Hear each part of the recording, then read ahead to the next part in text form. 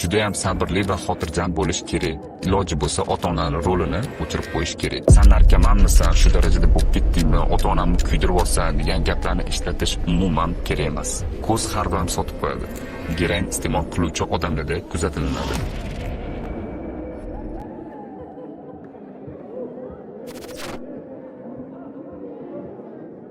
Mani ismim Yaxyayev Mirhayot, qaramlik kasali bo'yicha ishlaydigan mutaxassisman.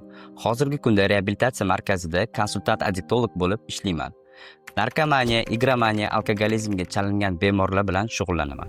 Blogimga obuna bo'ling, qaramlik kasali bo'yicha aynan siz qidirgan qiziqarli va foydali ma'lumotlarni qo'yib boraman. Ushbu videoda qaramlik kasaliga chalingan odamlar bilan qanaqa muloqot qilish to'g'risida gaplashib o'tamiz. O'zi odam narkotik iste'mol qilayotganini qanaqa belgilaridan aniqlasa bo'ladi. Bu nima iste'mol qilishiga, muddatiga va miqdoriga bog'liq. Tashqi ko'rinishlariga e'tibor beradigan bo'lsak, ko'z har doim sotib qo'yadi. Ko'zni qorachig'i kengayib ketishi yokida aksincha torayib ketishi bo'lishi mumkin.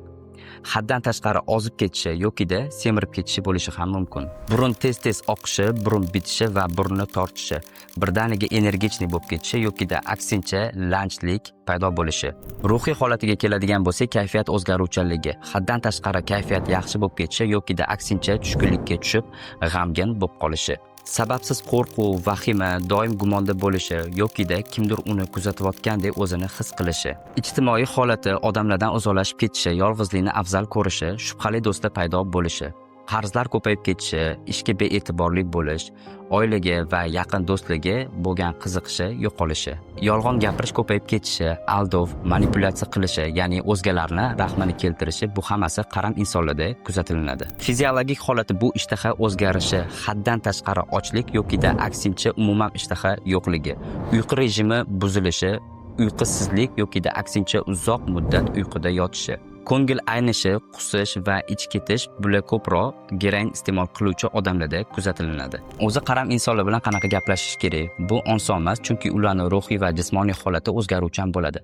Agar yaqinlari unga yordam bermoqchi bo'lsa, to'g'ri yondashuv juda ham zarur. Juda ham sabrli va xotirjam bo'lish kerak. Hissiyotlarga, emotsiyaga berilish kerak emas. Iloji bo'lsa, ota-onaning rolini o'chirib qo'yish kerak. Narkoman odamlar manipulyatsiya qilishi, aldashi juda ham yaxshi uddasidan chiqadi. Shuning uchun ularning manipulyatsiyasiga uchib qolish kerak emas. Urushib aybdorlash kerak emas. Sen narkomanmisan, shu darajada bo'lib ketdingmi, ota-onamni kuydirib yuborsan degan gaplarni ishlatish umuman kerak emas.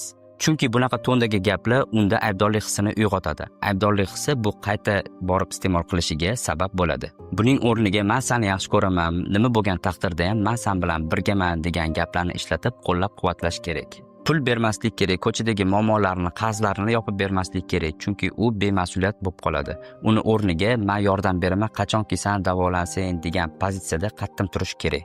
Ishlari yurishib ketsa yaxshi bo'lib ketadi, umraga borib kelsa yaxshi bo'ladi, uylansa bu narsada esdan chiqib ketadi degan gaplar juda katta xato. Qaramlik kasaliga befarq bo'lish kerak emas, aksincha bu narsani o'ta jiddiy dard sifatida qabul qilish kerak. Eng muhimi ishonch va do'stlashish, suhbatda muloyim, samimiy bo'lish, tinch xotirjam joyga olib kirib, hurmatini joyiga qo'yib, uni kamsitmasdan, urishmasdan gaplashish. Uning fikrini o'zgartiraman deb harakat qilish befoyda. Uni o'rniga taklif berish, masalan, men senga qanaqa qilib yordam bera olaman. Ko'p gapirish kerak emas, ko'proq uni eshitish kerak. Eng muhimi, uni fikrlarini erkin ravishda aytishiga qo'yib berish kerak. To'g'ri yoki noto'g'ri gapirib olsan deb unga baho berish kerak emas. Aks holda u yopilib qoladi. Eng muhimi, gaplashayotganda odam o'zini his-tuyg'ularini va emotsiyalarini kontrol qilish kerak. Ko'p holatlarda qaramlik kasaliga chalingan odamlar boshqa insonlarning rahmini keltirishni xohlaydi yokida shantaj qiladi. Masalan, men uydan qochib ketaman, o'zimni o'zim o'ldiraman. O'zi qilgan xatolari uchun boshqalarni ayblaydi. Aybdorlik hissini his qilmaslik uchun boshqa odamlarga yuklab qo'yadi.